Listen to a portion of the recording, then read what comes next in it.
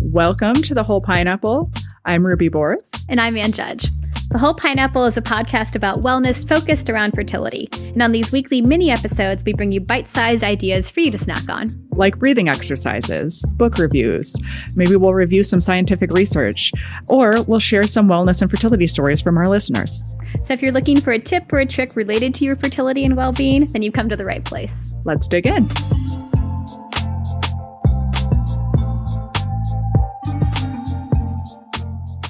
Well, we are thrilled to welcome back Jamie Mamaga for her Mindful Moments with Jamie. And we thought if you've been listening to our other snack size episodes this month, we've talked a lot about sex. And on those episodes, we went more into some of the medical questions that people have. But we touched on just a bit the important piece to the relationship, the psychological piece, the stress and strain that often goes along with how people view sex once they've been trying to conceive and not having it happen for them. And we thought that'd be a little bit what we could talk about today with Jamie, because it is a really common source of stress for our patients. And it's one that they don't always talk to us as much about, but I'm sure talk to her a little bit more about. And just to kind of have as a disclaimer from the beginning, a lot of what we're talking about, we are going to be talking in more cis, heterosexual sex type terms. But some of what we talk about can definitely apply to all different types of relationships. Jamie, welcome back. Thanks so much for having me. It's a pleasure to be here again. And is this something that people talk about with you as well? Absolutely. I do think that people can be a little nervous and shy, about even sharing it with me in a counseling setting. This is a very personal, tender topic for people, and there can be a lot of feelings of potential shame or guilt, or there's just a lot that comes along with this at times for couples, but it's absolutely something we cover a lot in our sessions. And I always encourage people to tell somebody if you are struggling so that you can get some support and help around it. And even if everything is physically working fine, if people are able to have sex when they need to in terms of conception, I feel like we don't talk enough about the fact that people often stop enjoying it once they have been doing this as part of that process of getting pregnant. Like, it's very hard to still have any sense of spontaneity or romance or see it as a connection with each other when you've been trying and it hasn't happened. I think it's a pretty unusual fertility patient if they haven't started to develop some frustration when it comes to having sex be about something more than just for fun and having it not leading to the outcome that they thought that it might. Yeah, exactly. I think it is pretty rare, but I there certainly are those relationships out there where it isn't as heavily impacted. But I think that by and large, most couples struggle at least a little bit with pieces of this. The things that I hear the most commonly are sex feels like a chore. Like, it's not as fun or spontaneous, like you mentioned. It feels mechanical. I don't like doing it on demand. Like, sometimes I don't feel like it. I'm not in the mood, or it's too predictable. It's too scheduled, and that kind of makes things disappointing and sometimes unsatisfying. And we leave out some of the fun intimacy that goes into it, or potential foreplay when it's like, oh, hey, you got to come home from work. I'm ovulating. Let's do this now. Right. And I think that it really, there is a big shift that happens for a lot of people away from pleasure and to a goal of achieving pregnancy. And so people really do sort of confuse lovemaking and baby making. Mm-hmm. And those two things really do need to be separated. So how do you start? What do you say to people when you're kind of hearing that they're having these issues? I think one of the first steps is focusing on the relationship, because sexual intimacy comes from emotional intimacy, right? Mm-hmm. That's when we enjoy sex the most, is when we have emotional intimacy with somebody and feel close with them. And I think that when your life is on hold in a fertility journey, it's easy for pieces of your relationship to kind of fall by the wayside. And I think helping people get back to why did they start this in the first place? Right? They started family building usually because they love each other so much that they wanted to try to make that love grow. And a lot of that gets lost in the weeds of this, because I think fertility journeys make people feel like their life is on hold. They're in like these sometimes 2-week chunks of how they view their life and how they're living it.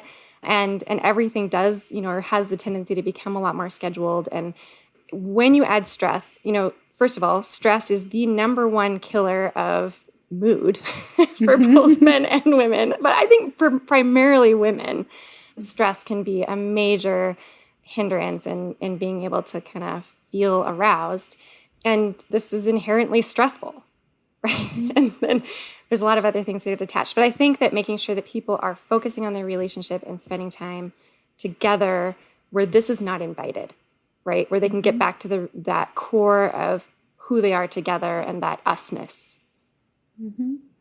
No, very much. And I think especially because fertility treatment is kind of inherently more physical on the person who's going to be getting pregnant. And so sometimes you've been coming in and you've been doing ultrasounds and you've been injections. And so you're kind of touched out by the time it comes to be actually having sex. And it's hard to feel empathetic to the fact that maybe you have a partner that's craving physical touch. People are having very different experiences, which makes it really hard to see eye to eye and to step in the other person's shoe. Right? Because you're going through the same thing. So it seems like you guys should be aligned. But I often talk with couples where they don't feel on the same page at all. And it's because they're having very different experiences of this process. And part of it is, and you mentioned kind of like their body, part of it is that for the person undergoing the bulk of the treatment, they're touched out. But also a lot of the medications can make them feel bloated and, like change how their body feels and looks. It can make them feel fatigued. It can, they might have other things that are just going to make them feel a little less like they want to engage in sexual activity with their partner. And then if their partner doesn't understand where they're coming from and isn't empathizing with how hard this is for them, if they're falling into fix-it mode, which oftentimes it's hard to watch your partner suffer. And so I find that partners who are not having the bulk of the treatment tend to sort of fall into fix-it mode because they feel helpless. They want to help their partner feel better. They don't know how. It's hard to watch your partner suffer. And so they want to fix it as much as they can, but not realizing that what would be most helpful is somebody is sitting with them and just empathizing. But all of that really makes a big difference when then you have to turn around and try to be physically intimate with one another because the emotional intimacy is already disrupted. Mm-hmm. Definitely. I mean, not to be too pop culture, love language type stuff, but it is interesting. When I read this, it's like, I am not a physical touch person. I'm so much more like acts of service. Like, do this for me, make me feel taken care of, make me feel happy in that other way. And then maybe I'm going to feel more into the physical aspect. But I have to remember on the other side, there's someone that doesn't feel loved if you're not having a physical connection. And that can be extra hard because if you've kind of made the focus on the physical act of intimacy to be primarily about that baby making aspect, then the idea that you have to be also having intimacy at other random times in the cycle can feel even more of a chore, and that's not good for the relationship either. So how do you try and get people to understand each other's position? Like, how do you kind of start building that sense of connection back? I think letting people know what your needs are and why is really helpful. But first you have to sort of become aware of yourself and what are your needs. So you need a little communication with yourself too. So after a situation happens, after an interaction with your partner, and maybe you leave feeling really frustrated or upset or sad or feeling like they aren't hearing you or understanding where you're coming from or validating you, like ask yourself, like, what would have felt better in that moment? What do I need in those moments to help me feel better? Because partners can often feel like they're not doing anything right.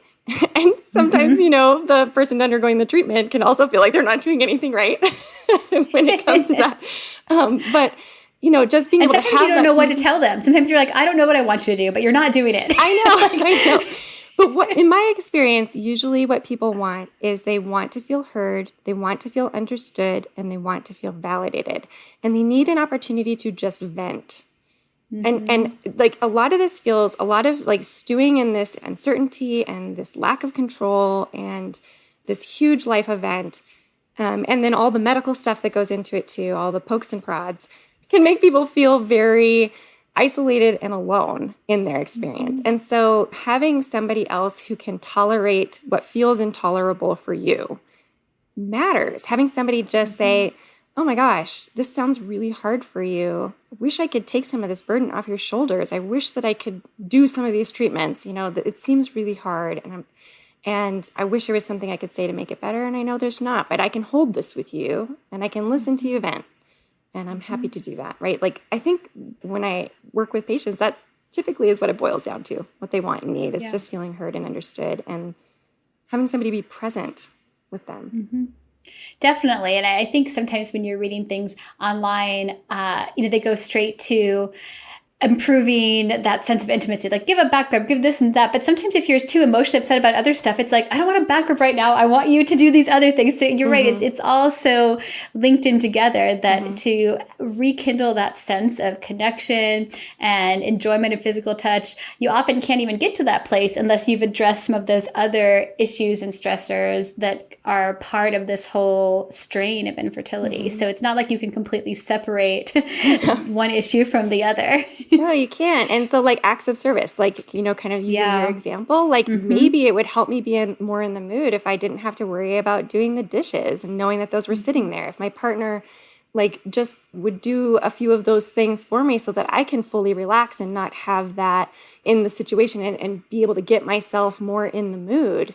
What happens is people often have all these to-dos in the back of their mind. And so it's hard to be present and in the moment when you're like, crap, when I'm done with this, I need to go do the dishes or I need to go vacuum or mop the floor or whatever it is. Or do the bills. And the ideal time to like address all this stuff is also not when you're ovulating. you know, like you want to be trying to have these conversations and have these thoughts maybe when you are in a bit of a lull. Maybe it's during that wait time when you're being distracted, or maybe it's like early on in a cycle and you're like, last cycle, that was really stressful for me. I don't feel like we connected all that well. Like what can we do to make it better this time so that you're kind of being a little bit more proactive. And that's where talking to somebody like you can be so helpful, because this is a really common issue. And I think there is a lot of improvement that people can have by being open with each other and taking a look at what they really need and how they can communicate that to their partner.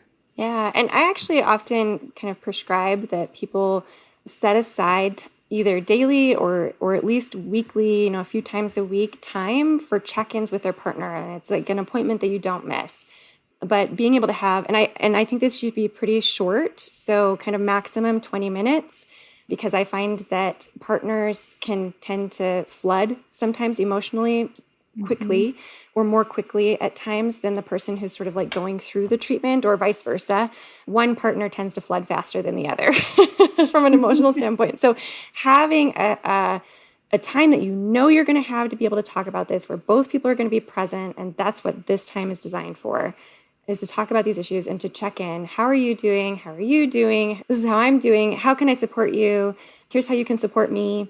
And talk about what was difficult during the last cycle. How can we improve that to be protective of our relationship? The more you can be proactive about those things, the better off you'll be, because otherwise it tends to cause conflict when you're trying to do it in the moment, because the pressure is on and emotions are already running really high. What else do you tell people to do? Talk about sex with your partner too. Talk about, when do you like to have sex, right? Because timing is often different and matters for people. Like, are you a morning person? Are you a midday person? Are you a nighttime person? And also we talked about it in our main episode too, and that's fine. Either of those are going to be fine for timing for pregnancy. I feel like sometimes people get really fixated and they think the moment the ovulation kit is positive, we've got to have intercourse right now. Like, everything has pretty big overlapping windows. So if you're getting close to ovulation, whether it's going to be that morning or later that day or in the evening, that's all still going to be fine. And so you're right. You want it to be when it's going to work the best for the two of you, as opposed to feeling like you have to be on that ticking countdown clock once you see a positive ovulation kit. Right. And just kind of, leaving some time for some more emotional intimacy around it too, because I think sometimes, for some people, they like foreplay, they like cuddling before and after, or talking. Some people don't like that. But I think whatever works for you and your partnership, making sure you know what the other person likes and needs to help them so that it can be more fun. But we also really need to have sex. It's really important to be able to have sex and just sort of that intimacy at other times. Again, separating baby making from love making, because they're not this. Sometimes that's what happens, but they're really not the same thing. And we do love making for other reasons that are really important. And I think talking about how you like to be touched, right? What positions feel good.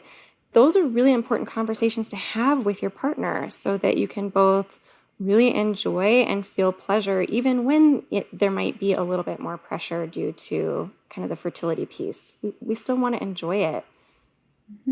Definitely. And I think you're right. I think sometimes people, if they're starting to have strain in the relationship, like then often you end up having less sex so that it's kind of only around ovulation time. And then that makes everything just kind of spiral to be even more of a high pressure situation. So I think you're right. Really keeping those things different in your mind and emotions, I think is a great idea.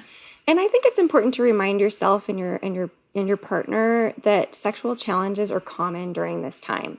This is not just the two of you, right? That this is a tough part, and the more we normalize it, the less shame and personalization there is. So being able to just recognize this is a season in our relationship and in our sex life that may be a little bit more challenging, that can be sort of protective.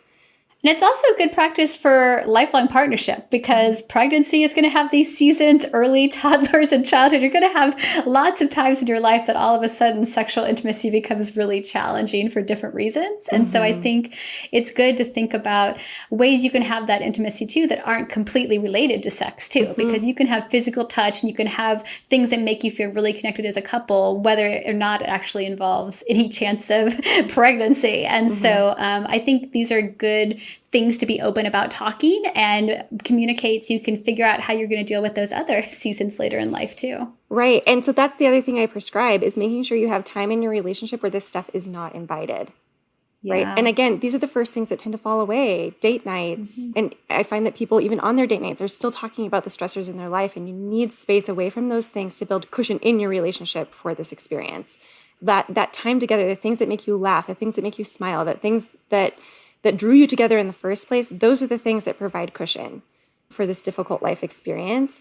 So you need to be able to focus on yourself and other hobbies and get back to the things that I think sometimes people feel like they lose aspects of themselves and their partnerships in this, and really strategically bringing those things back in and making room for them, and actually making those the things that cannot be missed in your schedule because they're paramount, to being able to have emotional intimacy and also physical intimacy. The more you're hanging out together and actually just enjoying each other's company and maybe holding a hand or giving a little touch on the shoulder or something like that. I mean, it's those simple little things, right, that make all the difference in the world and make people feel really cared about. And definitely going back to what you said from the beginning, I think that's such a good point to still do those things that you enjoy and that make you feel like yourself. Because if one of the issues now is it's hard to remember what drew you to each other in the first place, a lot of our people, when they're in treatment, are like, I don't feel like myself. Like I'm not doing the things I used to do. Like you've cut back so much else of your life to focus on that baby making aspect. And so remembering that, if you used to go out, you used to dance, or you used to do this and that, like trying to still do those things, because even if they're not with your partner, they make you feel more like yourself. They make you have that sense of confidence and remembering, that sense of joy. And that makes it a lot easier to feel that connection with your partner as well. And infertility really does have a unique way of disrupting people's sense of self, right? In lots of different ways, just kind of like their personhood. It's like a little chisel, just like knocking away little things of your life that you used to do or used to think about yourself. In all kinds of levels, even just kind of like your womanhood and how you, or your manhood or personhood, how you view yourself from that standpoint and what your body should be able to do or not do, or there's a lot of expectations. There's so many layers to all of it that get disrupted. Anything else you want to bring up? Things to be mindful of. So again, reminding yourself that sexual challenges are common during this time, focusing on yourself and your relationship, not always your infertility, right? Not fixating on the act of sexual intercourse itself, right? Finding other ways to really engage in sensuality and romance and eroticism that don't always have to lead to intercourse either, like you said, like just kind of that connection piece together. We've already talking about sex with your partner more openly and limiting the presence of infertility in your bedroom, right? Like, so take books and medications. And if you have another space that you can put these things, thermometers, I know sometimes they might need them, but if you can limit the number of things in your bedroom that remind you of fertility treatment, that can be really helpful.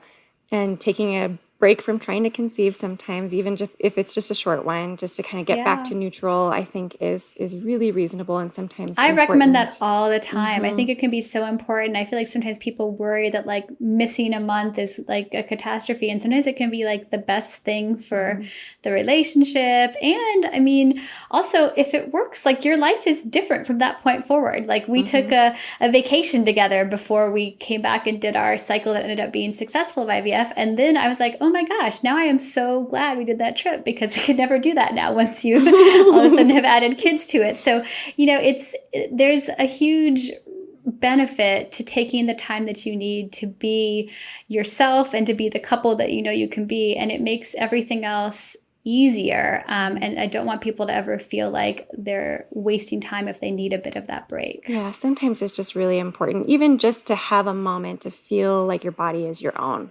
again, feel more like yourself.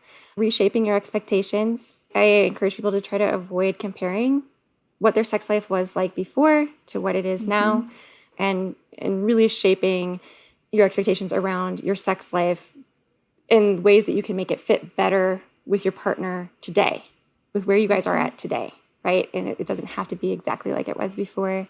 We talked about self-care, right? Engage in that self-care. It's really hard to feel sexy when, you know, and in the mood when you're not rested, when you haven't been able to exercise and not feeling like yourself and haven't been eating well. And so, you know, put that self-care in. And again, consulting with a therapist can often be really helpful. And having a place to talk about this is a little bit more neutral. A therapist can help slow things down a little bit more in this conversation and give you some tools to use to improve communication. Well, you're always such a good resource, and I know that all this information is going to be helpful, and I am excited to hear what you have to guide us through today. Thanks so much.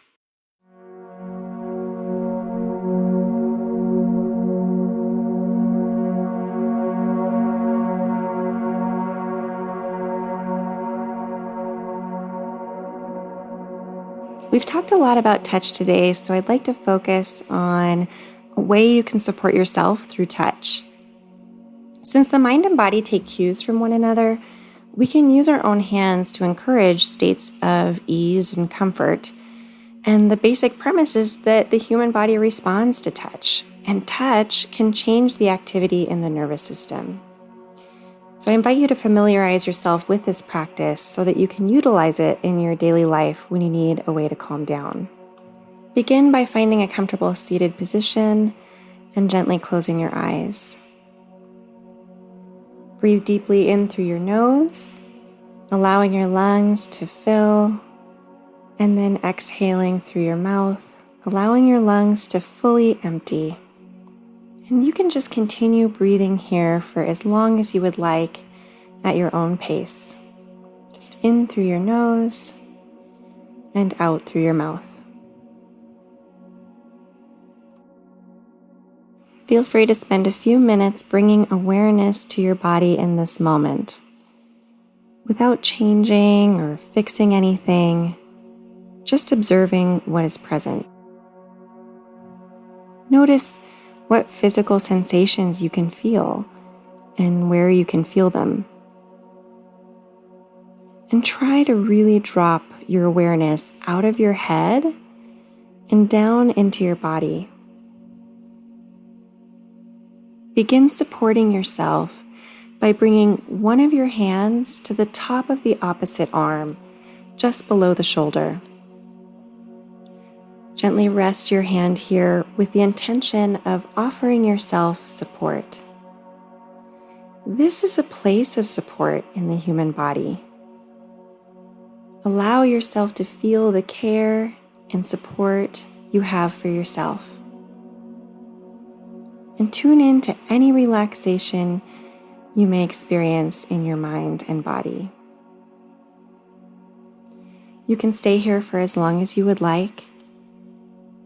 And after a few minutes, release your hand, taking a few deep breaths in through your nose and out through your mouth, and then bringing your hand back to the back of the neck, where the spine meets your skull. This is a place where you were held and supported as an infant, and it can offer a sense of safety and ease. And as you gently rest your hand here, allow your body to feel safe and comfortable. Again, stay here for as long as you would like, allowing a few minutes to pass before moving your hand to the center of your chest. This stimulates the vagus nerve, releasing oxytocin and engaging the parasympathetic nervous system.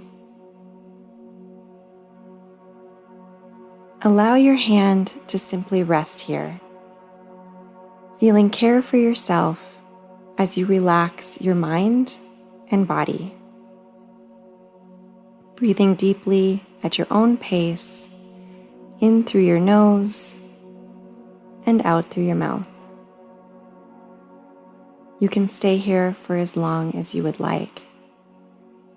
And when you're ready, with your hand on your chest, allow that hand to begin to relax once again, down to your lap or by your side. Let a few minutes pass or stay here as long as you would like while you continue to breathe in through your nose and out through your mouth, deeply and at your own pace. And invite in relaxation to your mind and body.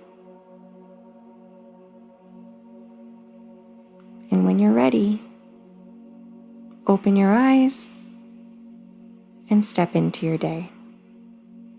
Namaste.